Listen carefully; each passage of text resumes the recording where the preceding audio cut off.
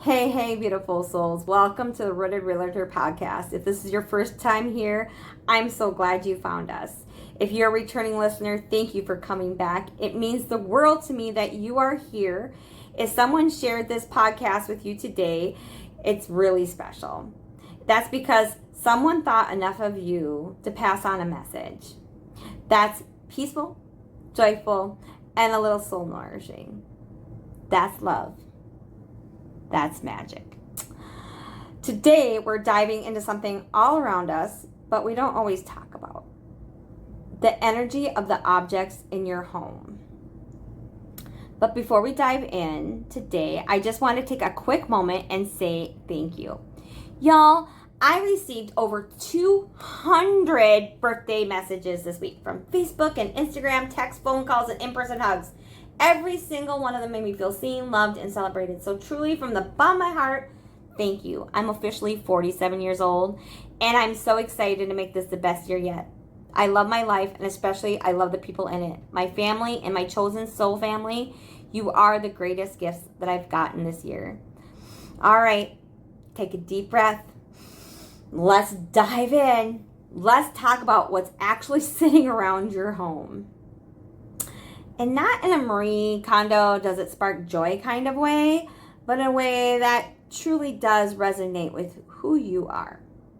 Why are we holding on to things that don't feel good anymore? Let me give you a few examples. Maybe your grandmother left something behind. You have someone who passed on, who you really do love. And maybe it's a blanket like this. Something like this, or even better, or worse, I should say. But truthfully, it's itchy and it's faded and it's not even your style, like unlike this thing. But you're keeping it because your grandmother meant something to you, and of course she did. You loved her. She's amazing, but every time you look at it, you feel guilty. You feel responsible for preserving her memory in this one item. But here's the thing. Her love, her spirit, that lives in you. Not in this old blanket. The clothes, too, maybe that no longer fit your lifestyle, I can speak to this. For years, I held on to clothes, onto my teacher clothes. I was a teacher for 13 years. The slacks, the cardigans, the sensible shoes. But I'm not in the classroom anymore. I'm in homes. I'm with people. I'm showing up fully as me. And that looks a whole lot more like maybe jeans, some really cool boots, maybe some really nice sandals this time of year, and maybe some glitter. So let's be real.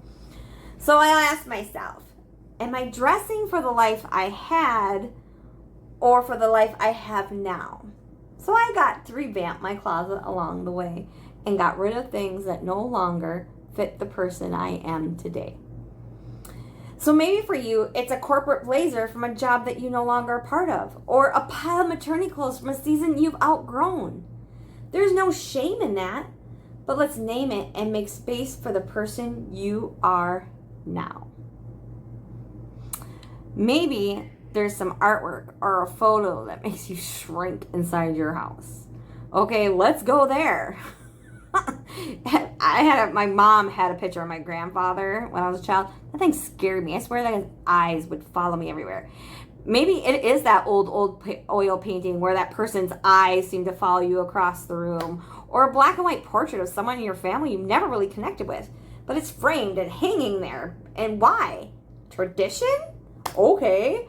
Or maybe it's this ugly old piece of art someone gave you. It could be a Van Gogh. It's just an elephant in the hallway. Whatever it is, it doesn't belong on your wall if it doesn't make you feel good, seen, or safe. Because your home isn't a museum. It's supposed to be a mirror of you. So here's what I want to tell you. You don't have to keep everything just because it's there. You don't have to keep the heaviness of an object because it was a gift. You don't have to make room for stories that don't reflect your joy. Let it go.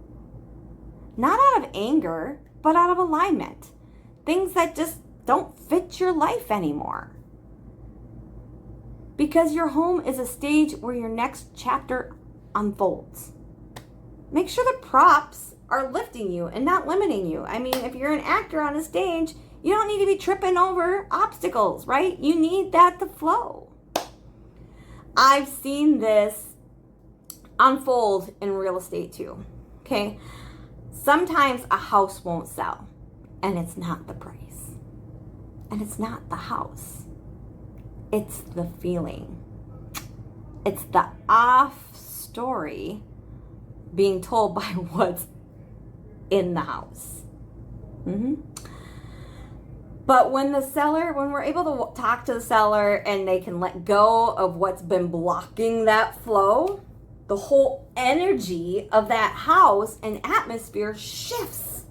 And the right buyer walks in and says, wow, this feels like home. The same goes for us. The moment you stop decorating for someone else's expectations because you're afraid if they don't see it hanging on your wall when they come over, or they don't see that knickknack that they gave you is there, don't worry. They're really not looking for it. And if they are, they're not honoring your spirit. You need to honor your own. So when you honor your own spirit, that's when the doors open. So before we go, here's what I want you to do this week. Just one thing. Walk through your home. Find one item that no longer reflects the story you want to tell. It could be a dusty old knickknack, a sweater you haven't worn since 2012, or a photo that doesn't make you feel good. Hold it in your hands just for a moment and thank it for whatever chapter it came from, and then let it go. Because when we let go of what no longer fits, we create a space for what does. This is about alignment. This is about creating a home and a life that supports where you are right now. And friend, you deserve that. You deserve a home that fits and feels good in your own life. I'm so grateful that you are here. If this message gave you something to think about or made you feel a little bit more connected to your space, go ahead and share this with someone you love and invite them to because we rise together. There's room here for everyone to come home to themselves. And hey, before you go, just one more quick thank you. Your birthday love came through in every way. Messages, calls, hugs, and words that truly touched my heart. You made me feel so seen and loved. And stepping into year 47 with that kind of energy, I'm walking forward with open arms, full of gratitude, ready to shine brighter than ever. And remember, it's not just the home you buy, but the one you build within. You are seen, you are worthy, you are deeply loved. Thank you for spending time with me. If today's episode resonated with you, please share it with someone you love. And let's keep building these beautiful lives from the inside out. We'll catch you next time.